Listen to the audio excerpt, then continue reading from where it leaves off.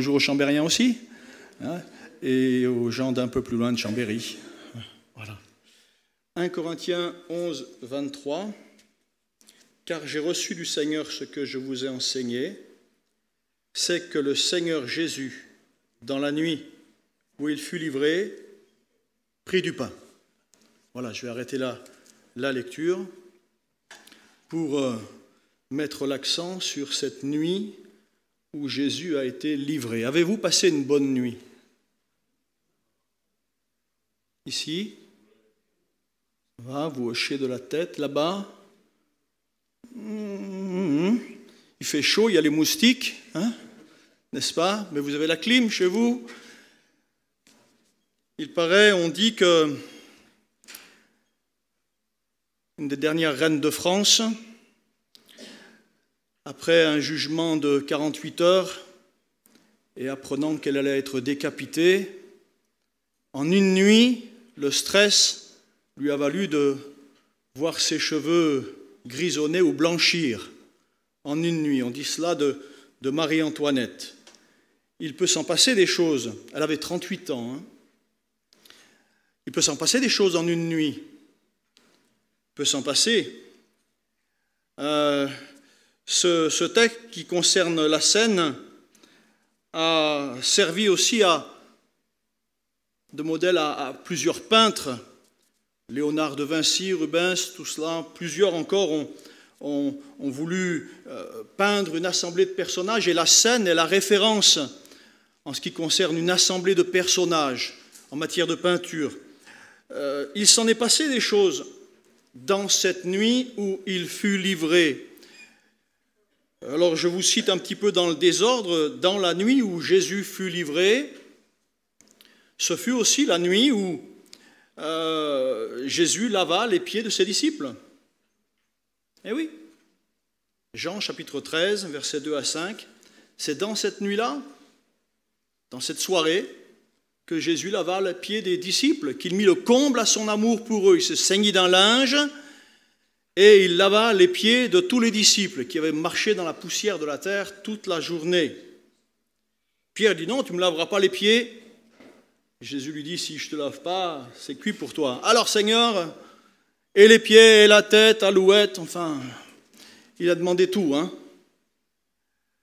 Dans la nuit où Jésus fut livré, Jean 17, c'est aussi la nuit où Jésus va prononcer cette fameuse prière, Père Saint, Père Juste, cette prière sacerdotale, où quand on relit Jean 17, on voit combien Jésus avait une parfaite communion avec le Père. Père juste, Père saint. Il sait à qui il parle. Il sait qui est celui à qui il parle. Nous connaissons en partie le Seigneur, mais lui, il est Seigneur. De toute éternité, il était Dieu, de toute éternité, il était avec Dieu, et il avait quitté cette gloire du Père pour un temps. Dans la nuit où il fut livré, c'est bien sûr la nuit où il va inaugurer pour nous cette nouvelle Pâque, cette scène. Mais le plus douloureux dans cette nuit où il fut livré, c'est que c'est une nuit de trahison. La trahison la plus célèbre du monde, parce que même les païens connaissent le fameux baiser de Judas. Tout le monde connaît ça sur la terre. J'aimerais voir avec vous, avant de prendre le repas du Seigneur, m'approcher un petit peu plus de cette nuit dans laquelle il fut livré pour comprendre quelles étaient ces heures douloureuses pendant lesquelles Judas Iscariote s'est assis à la même table que le Sauveur, avant que celui-ci n'institue la Sainte Seine, puisqu'il s'en ira et les autres pensaient qu'il partait acheter quelque chose. Il était le trésorier. La trahison de Judas, ce n'est pas un acte isolé. C'est à la suite de bien des pensées. C'est à la suite d'une série de pensées cupides, pour les qualifier.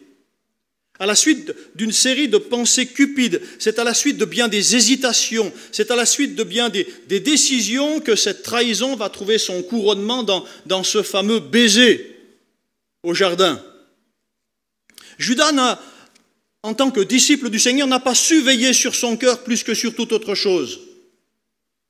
Il a laissé son cœur l'emporter dans ses rêveries, dans ses pensées. Il n'a pas su être ferme avec les pensées de son cœur.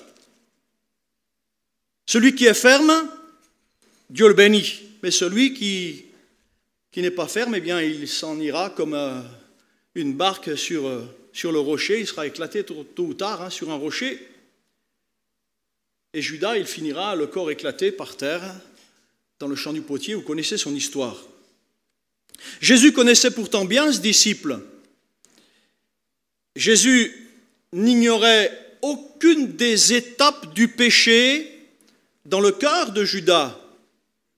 Vous savez que Dieu sonde tout. Il sonde nos cœurs, il sonde nos reins, il sait quand on se lève, il sait quand on s'assied, il sait tout, il connaît tout, il nous connaît parfaitement. Et Jésus a pu observer, on va dire, les derniers progrès du péché dans le cœur de Judas. Il n'en était pas ignorant.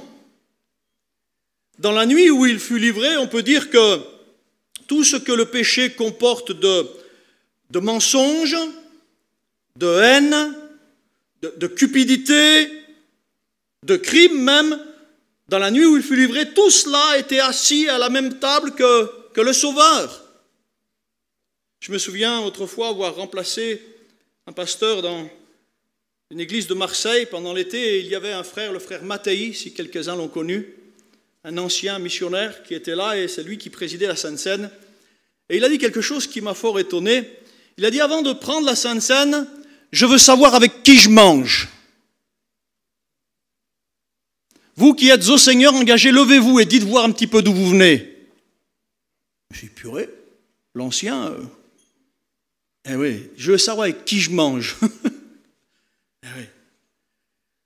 Avec les années, avec l'expérience, on sait bien que les plus coupables ne sont pas toujours ceux qui paraissent l'être au premier abord. L'habit ne fait pas le moine.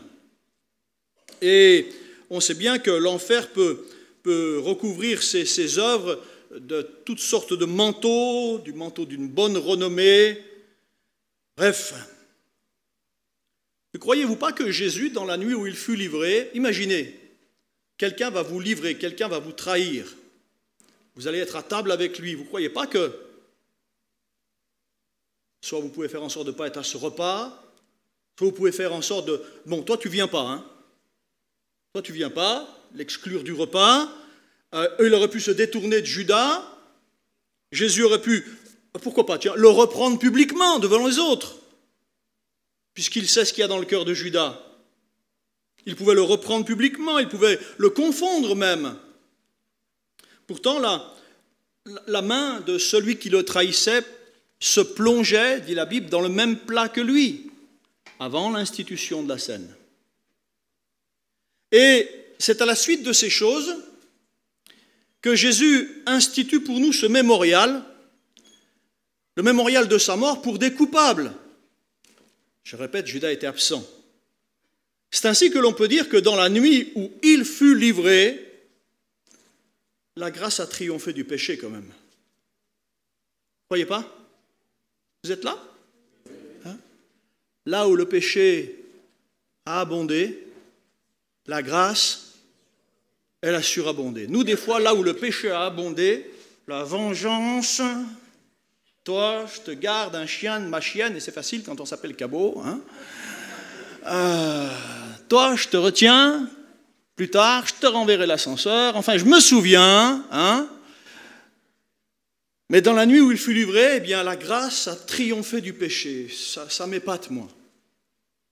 Je ne sais pas comment... Chaque fois que je prends la Sainte Seine, depuis 40 ans, un peu plus de 40 ans maintenant, pour moi, c'est à chaque fois là, comme si c'était la première, et je sais que ça peut être la dernière. Mais j'en ai conscience. Je ne sais pas si dimanche prochain, je prendrai la Sainte Seine avec les gens de Belay. Peut-être le Seigneur m'aura repris d'ici là, j'en sais rien.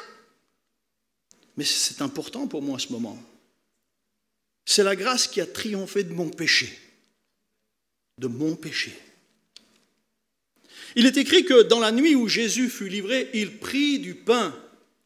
Je crois que nous avons là toute la grandeur de notre Sauveur, celui qui est le pain de vie. Hein.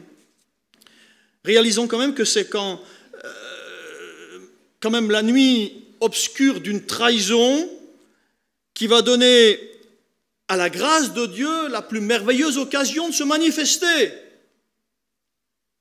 Pour nous tous. Je rappelle aussi que des nuits difficiles, des nuits spéciales où le Seigneur a triomphé, il y en a eu d'autres. C'était aussi lors d'une première nuit de trahison, lorsque le premier couple a désobéi à son créateur, mangeant de ce qui était défendu pour lui de manger. C'est dans cette première nuit que Dieu va appeler ce couple rebelle. Où es-tu? Non pas que Dieu ne savait pas où il était, mais pour le faire sortir de sa cache, parce qu'ils se cachaient loin de Dieu tous les deux, parce qu'ils avaient honte, parce qu'ils ne pensaient plus pouvoir s'approcher de Dieu, ils avaient honte de leur comportement, et Jésus les appelle pour les ramener à lui. Quand Jésus nous appelle, ce n'est pas pour nous en donner une, c'est pour nous ramener à lui, pour nous faire prendre conscience un petit peu des choses, pour nous couvrir, comme ce premier couple va être couvert, non pas de feuilles de figuier, mais de quelque chose qui va coûter même une vie. Alors ils entendirent la voix de l'Éternel Dieu qui parcourait le jardin vers le soir, et Dieu appela l'homme, où es-tu? Et Dieu va les couvrir. Dieu va les couvrir. Dans Genèse 19, c'est encore une soirée, alors que les passions sont déchaînées, alors que l'impudicité, l'immoralité dans tous les genres est à son comble, que le jugement va tomber sur cette ville de Sodome. C'est dans cette nuit que deux anges vont arriver, vont entrer dans la ville, deux anges de la miséricorde qui franchissent les portes de la ville pour le salut de Lot. Abraham avait dit, et s'il en restait 10, et s'il en restait... Vous connaissez sa prière, s'il y en avait 50, s'il y en avait 40, s'il y en avait 30, s'il y en avait 10, il n'y en a qu'un qui peut être qualifié de juste. Et pour un seul, Dieu envoie deux anges. Alors vous me direz, oui, il s'en va, il sort, il est sauvé comme au travers du feu, lui on peut le dire, Il est sauvé comme au travers du feu, ça ne veut pas dire qu'il est le modèle à suivre, Lot. La suite nous fera comprendre qu'il n'avait pas tout compris de la grâce de Dieu. On peut multiplier les exemples avec le peuple d'Israël et nous rendre compte qu'à chaque fois où les ténèbres du doute, de la méchanceté se sont appesanties sur ce peuple, le peuple de Dieu, à chaque fois que la trahison, à chaque fois que les œuvres impies étaient là, on salit les cœurs, on salit les pensées, on salit les mains des hommes, eh bien Dieu, malgré sa justice, Dieu, malgré sa sainte colère, a aussi manifesté sa grande patience. Vous voyez pas? Et aussi son amour rédempteur. La Bible dit que Dieu use de patience, voulant qu'aucun périsse. Et vous savez, les tables de la loi, Moïse est redescendu avec. Au bout d'un certain temps, il voit le peuple en train d'adorer le veau d'or. On dit que dans sa colère, il jette les tables et les fracasse au sol. Mais quelque part, il y a un effet de la grâce de Dieu dans ces tables qui sont fracassées. Il ne veut pas que cette loi, à peine écrite, vienne démolir, détruire tout son peuple. La preuve en est, c'est qu'il remontera sur la montagne, Dieu lui en donnera d'autres. Donc Dieu a fait grâce. Notre Dieu de grâce, c'est le Dieu, pas seulement, on dit la grâce est venue par Jésus-Christ. Oui, elle s'est manifestée pleinement par Jésus-Christ. Mais Dieu est le même d'éternité en éternité. Vous êtes d'accord avec ça? Est-ce que nous réalisons que dans la nuit où il fut livré, trahi, Jésus a pris du pain? C'est la grâce de Dieu en face du péché. Nous, notre péché, on peut le connaître. On sait où c'est que ça ne va pas. On sait où c'est qu'on n'est pas nickel. On sait là ou quelque part où on n'est pas... on le sait, ça. Mais ce n'est pas parce que Dieu le sait qu'il nous dit, dégage. La grâce de Dieu en face du péché. Ça, c'est déjà un premier contraste dans la nuit où Jésus fut livré. Et puis, j'en ai noté d'autres. Dans la nuit où Jésus fut livré, il y a encore un second contraste qui m'étonne, parce que cette nuit spéciale où Jésus fut livré nous montre aussi la fidélité du Seigneur en face de la trahison. Voilà bien deux choses qui s'opposent, la fidélité et la trahison. Vous ne voyez pas? Il y en a un qui trahit, il y en a une qui trahit, il y en a un qui est fidèle, il y en a une qui est fidèle. C'est comme ça même au niveau des hommes, des humains. Cette dernière nuit avec les disciples fut partagée entre l'esprit de fête, puisque c'était la fête de la Pâque, et puis aussi la douleur, parce qu'il y a la croix qui se profile, qui va se dresser lentement, avec la tristesse qui va monter dans les cœurs, nous dit la Bible. Marc 14, plusieurs commençaient à s'attrister et à lui dire, l'un après l'autre, « Est-ce moi, Seigneur? Est-ce moi, Seigneur? Est-ce moi, Seigneur ?» Parce que Jésus a dit, « L'un de vous me trahira cette nuit même. Est-ce moi, Seigneur? » Et c'est la main de celui qui met dans le plat avec moi. Hein? Vous connaissez ce passage? Jésus lui-même, dans sa prière cette nuit-là, même à Gethsémanée, dira à son Père que son âme est troublée jusqu'à la mort. Jusqu'à la mort. Avouons quand même que la trahison, c'est toujours quelque chose de difficile à pardonner. Hein? Non? Être trahi, ça reste là. Hein? Le temps peut changer les choses, faire que... Il y a un gars dans la Bible qui m'étonne, c'est Osée. Vous connaissez le livre d'Osée? Vous osez le lire, hein? Cet homme est extraordinaire. Il aime une femme, il fait tout. Son livre, son message n'est rien d'autre que l'histoire d'un amour giflé, un amour bafoué, un amour souffleté. C'est l'histoire d'un homme qui fait tous ses efforts pour regagner le cœur de la femme qu'il aime et l'arracher au vice dans lequel elle vit.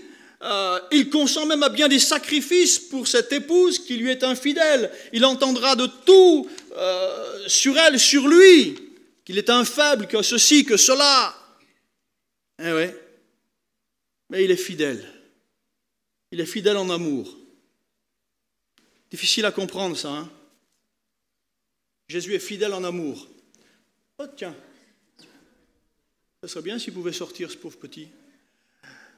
Dans la nuit où il fut livré, il nous est dit qu'après avoir chanté des cantiques, il se rendit à la montagne des Oliviers. Vous pouvez chanter, vous, quand ça ne va pas? Est-ce que vous pourriez chanter si vous vous savez trahi? Et si vous savez que celui qui vous trahit, il est là? Je vais avoir la plus belle chorale, ben je ne chanterai pas, hein, je ne peux pas. Hein. C'est pas vrai? C'est difficile des fois de chanter. Alors, des fois on ne chante pas parce qu'on ne connaît pas les chants. Mais ça c'est autre chose. On peut ne pas chanter parce qu'on n'a pas le cœur à chanter.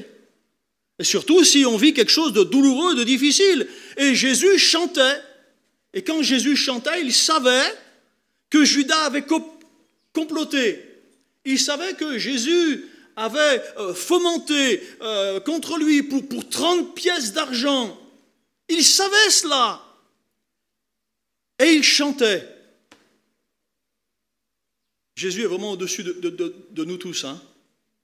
Croyez pas? Moi, je ne pourrais pas chanter, je pourrais bouder. On est champion parfois, hein, les hommes, pour bouder. Hein. Non? Enfin, plus quand on est chrétien. Mais je ne sais pas quels sont les plus champions, les hommes ou les femmes, pour bouder, qu'importe. Enfin bref, quand ça ne va pas, en tout cas, on n'ouvre plus la bouche. On ne parle plus et on chante, on déchante. Hein. La loyauté du Seigneur, elle durait d'âge en âge. Le Seigneur est le même hier, aujourd'hui, éternellement. Si la trahison de Judas était préparée que depuis quelques heures, quelques jours, eh bien la loyauté du Seigneur durait d'éternité en éternité. Et notre Dieu est le même, frères et sœurs. Sa loyauté, sa bonté durent d'âge en âge, de génération en génération. Alléluia. Et si nous vivons même 100 ans, qu'est-ce que c'est par rapport à l'éternité de la bonté du Seigneur? Jésus aimait Judas. Pour de vrai, il lui dira, mon ami, j'en parlerai tout à l'heure. Ce que tu es venu faire, fais-le.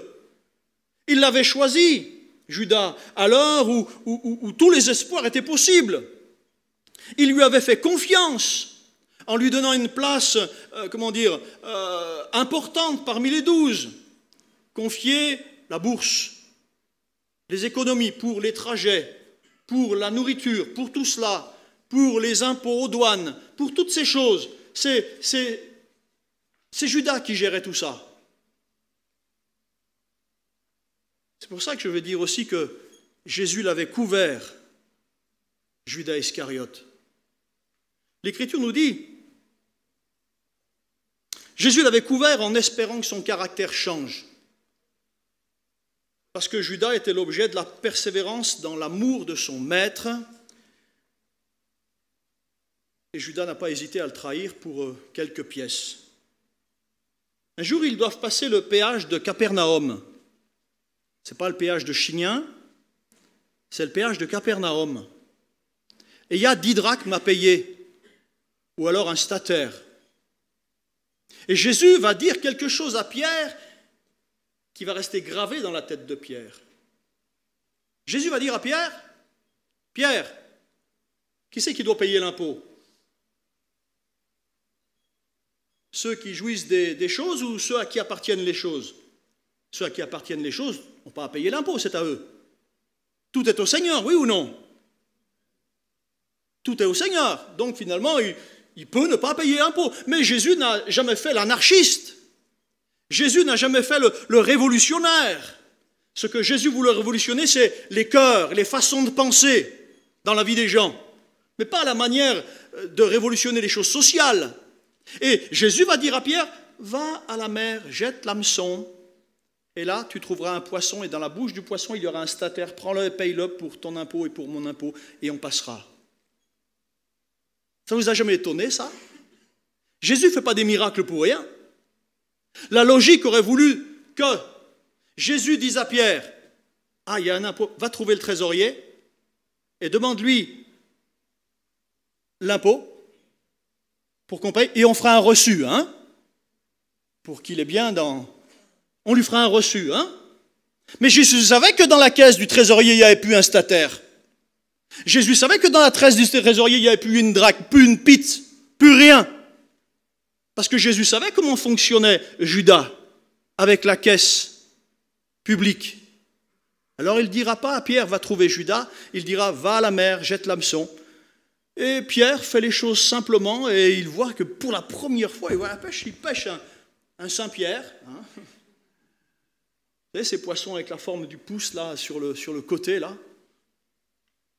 C'est pour ça qu'on les a appelés comme ça, ces poissons.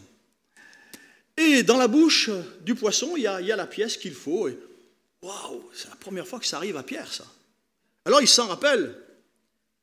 Et Jésus avait dit une chose extraordinaire. Il avait dit, Pierre, va à la mer, jette l'hameçon, pour ne pas les scandaliser, va à la mer, jette l'hameçon.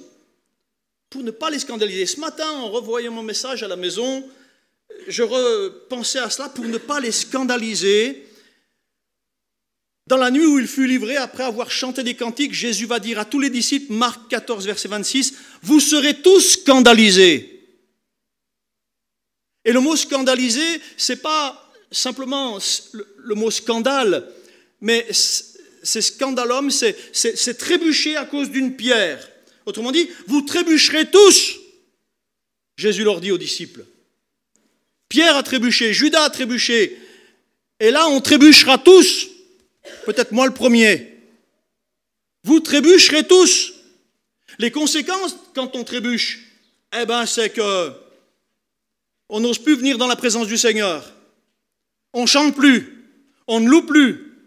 Les conséquences, quand on a trébuché, c'est qu'on ne vient plus à l'église, c'est qu'on n'ouvre plus sa Bible. Les conséquences, quand on trébuche, elles sont nombreuses. On abandonne la foi. Les conséquences, quand on trébuche, c'est qu'on meurt à petit feu. Tout doucement, on s'éteint. Hein? On retourne à la pêche, à son ancienne vie, aux choses qu'on faisait autrefois. Vous serez tous scandalisés, avait dit Jésus dans cette nuit où il fut livré. Mais il ajoutera, verset 28, Marc 14, 28, « Mais je vous précéderai en Galilée. » Autrement dit, vous serez tous scandalisés, mais ça ne s'arrêtera pas là. Je vous précéderai quand même en Galilée. Et Jésus nous précède ce matin avant la table. Il est là avant qu'on la prenne, la Sainte Seine. Vous voyez, Pierre va écrire dans sa première épître, chapitre 4, verset 8, « L'amour de Dieu, couvre une multitude de péchés. » Et ça, il l'a réalisé concernant Judas Iscariote. Car en ce temps-là, Jésus avait couvert Judas Iscariote. Vous me suivez? Vous êtes là? Oui. Dans cette nuit où il fut livré, il y a bien des contrastes. Il y a cette grâce de Dieu en face du péché. Il y a cette fidélité en face de la trahison. On n'a pas toujours été fidèles, nous aussi. Hein. Enfin, vous, oui, pas moi. Il y a des fois, il y a quelques infidélités dans le langage, dans la manière de faire. Le Seigneur, lui, il est toujours fidèle. Ça m'épate et ça peut me mettre à genoux. Il est toujours fidèle. Il y a aussi dans cette nuit où il fut livré tout cet amour face à la haine. Saint Paul a été touché par l'amour de Dieu, l'amour de Christ, au point qu'il en écrira tout un chapitre dans l'Épître aux Corinthiens, chapitre 13, de cet amour qui surpasse toute compréhension, toute intelligence, toute connaissance. Aussi, dans cette nuit dramatique, 1 Corinthiens 11, il aperçoit surtout l'amour du Seigneur comme giflé, souffleté par la haine. Pourtant, la Bible nous dit que l'amour ne peut pas être éteint, que l'amour est plus fort que la mort, que de grandes eaux ne peuvent éteindre l'amour, que la froideur, le mépris, les grandes eaux ne peuvent la détruire. Cantique des Cantiques, chapitre 8, verset 7. Mais l'amour peut être affaibli, puisqu'il est écrit que dans les derniers temps, la charité ou l'amour du plus grand nombre se refroidira, même avec 40 degrés au soleil. L'amour du plus grand nombre se refroidira. Dans la nuit où il fut livré, nous sommes quand même étonnés de voir que le péché ait pu l'emporter dans le cœur de Judas. C'est un bourricot, Judas. Pas capable de revenir en arrière, de faire stop, de marquer un stop et de dire « Mais qu'est-ce que je suis en train de faire? Je vais où là? Je fais quoi là ?» Judas a quand même été un disciple. Hein. Si quelqu'un veut devenir mon disciple, qu'il renonce à lui-même, qu'il se charge de sa croix et qu'il me suive. Judas, il a suivi. Judas, ce n'est pas un croyant comme ça, ça a été un disciple. Il a aimé la parole de Dieu, il a prêché la parole de Dieu, il a vu des miracles, il a vu des guérisons, il a vu tout cela. Qu'est-ce qui s'est passé dans le cœur de Judas? Je crois que c'est l'amour de l'argent qui l'a séduit. Cette cupidité-là, de pouvoir tout faire avec sa carte bleue. Enfin, avec les sous des autres à l'époque. Hein. De pouvoir tout faire comme il voulait. Et il y a cette tendre sollicitation de l'amour du Seigneur quand Judas vient et l'embrasse. Juste avant, Jésus lui dit « Mon ami, ce que tu es venu faire, fais-le. » Moi, j'aurais vu Judas arriver, purée, j'aurais tourné le trottoir. Non. Jésus n'a pas changé de trottoir. Jésus n'a pas dit « Oh, ce frère-là, je ne peux pas le voir, je m'en vais. » Non. Jésus ne s'est pas dérobé. Il a même tendu la joue pour le baiser le plus brûlant de toute l'histoire. Pourquoi cette parole de Jésus? Mon ami, ce que tu es venu faire, fais-le. Mon ami. Dans ce mon ami, je crois qu'il y a tout un sermon. Hein. Mon ami. Mon ami Judas, ce vers quoi tu es en train de me pousser là par ton bisou, par ton baiser. Cette mort vers laquelle tu me mènes puisque les autres vont me saisir. Cette mort qui va m'arriver, elle va t'arriver à toi. Mais moi, cette mort, elle n'aura pas raison de moi. Mon ami, toi, la mort, elle est déjà dans ton cœur si tu ne te repens pas. Mon ami, cette mort, tu t'enfonces dedans. Cette mort, elle est déjà là, elle est déjà à l'œuvre en toi. Mais il est possible qu'elle ne te submerge pas si tu te repens. Mon ami, mon ami, mon ami. Croyez pas qu'il y a tout un message dans ce mon ami? Oh, mon ami. Un jour, Jésus a dit, je vous appelle maintenant mes amis, parce que je vous fais savoir les choses, je vous fais connaître ce qui va se passer. Je vous appelle mes amis. Mon ami, Judas, laisse-toi être aimé de moi. Nous savons bien que Judas n'y a pas cru à cet amour du Seigneur. Ça le dépassait, cet amour du Seigneur, et il n'y croyait pas. Et parce qu'il n'y croyait pas, il est allé se pendre. Parce qu'il n'y croyait pas, il est allé directement vers la mort. Quand il a eu la somme d'argent dans ses doigts, il a voulu la rendre, mais on ne voulait pas la lui reprendre. Et il est allé dans le champ du potier, il s'est pendu, vous connaissez l'histoire. Jésus est venu dans ce monde en tant qu'ami, frères et sœurs. Il est toujours le même, il est l'ami des pécheurs. Il est l'ami des pécheurs, on disait de lui, il est allé manger avec des hommes pécheurs. Ça, c'est les religieux qui disaient ça, hein. Ceux qui se croyaient super spirituels. Non, ils n'étaient pas pentecôtistes, ceux-là. Mais bon, ils se croyaient spirituels. Hein. Jésus est l'ami des malades. Les hommes le fuient, les malades. Lui, il les touche. Il touche le lépreux et il le guérit. Il est l'ami des perdus. Même à la croix, il agit et propose son amitié à un des deux brigands. Je te le dis aujourd'hui, tu seras avec moi dans le paradis. Hein? Est-ce que vous voulez croire que ce matin, le Seigneur nous regarde en amis, en toute amitié, qui que nous soyons, où que nous habitions? Christ nous regarde en amis, mais c'est à nous de décider d'accepter son amitié. C'est à nous, peut-être d'en douter ou de la refuser. S'il vous plaît, acceptez son amitié. Acceptez l'amitié de Jésus. Jamais nous ne saurons combien d'efforts Christ a fait pour délivrer, pour délier, rompre les liens qui attachaient Judas à son péché. Jamais nous ne saurons ici-bas combien d'efforts le Seigneur a fait pour nous ramener, pour nous rattirer à lui, pour nous faire revenir, de qui il s'est servi, de comment il a fait pour nous permettre de revenir alors qu'on était parti dans une voie d'égarement. Jamais nous ne saurons tout ce que le Seigneur a mis en place pour nous garder avec lui dans sa fidélité. Dans sa fidélité. La Bible dit, si nous sommes infidèles, lui, il demeure fidèle. Hein? Hélas, la haine aveugle associée à la cupidité se sont obstinés dans le cœur de Judas. Il croyait en ses pensées, il ne croyait plus dans le Seigneur. Est-ce que nous soumettons nos pensées au Seigneur? Est-ce que ce que nous pensons parle plus fort que ce que Dieu dit? Ce matin, ce qui importe, c'est ce que Dieu dit, pas ce que nous pensons. Croyez pas? C'est ce que Dieu dit qui est important, pas ce qui se passe entre nos deux oreilles.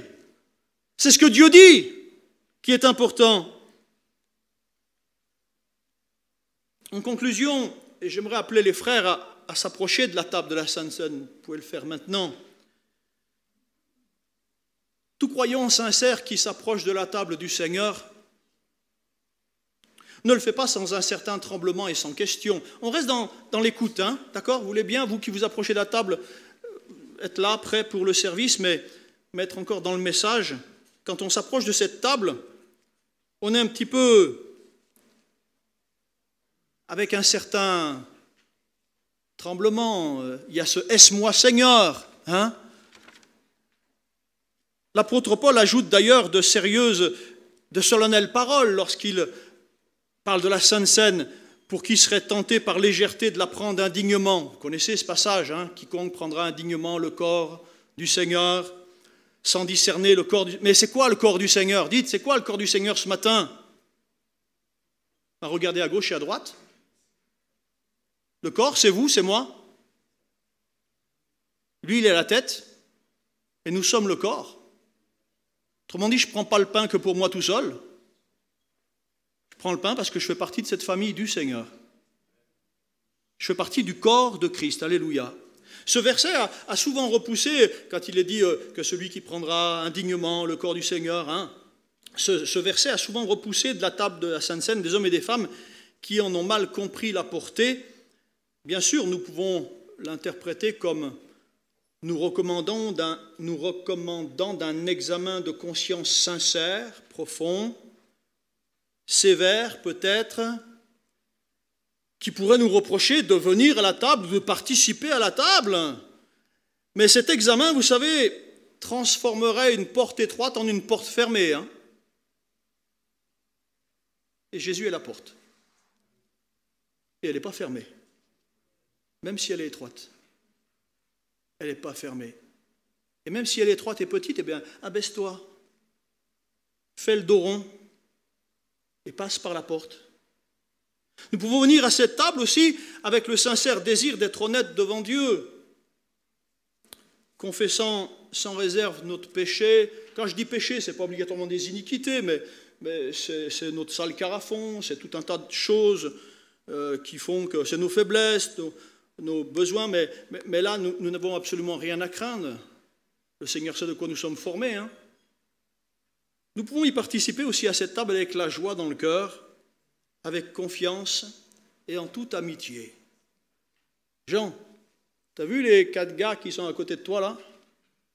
Christ est mort pour eux aussi là. Ah ouais, hein? Toi, tu es mon frère, je ne te connais pas, mais tu es mon frère.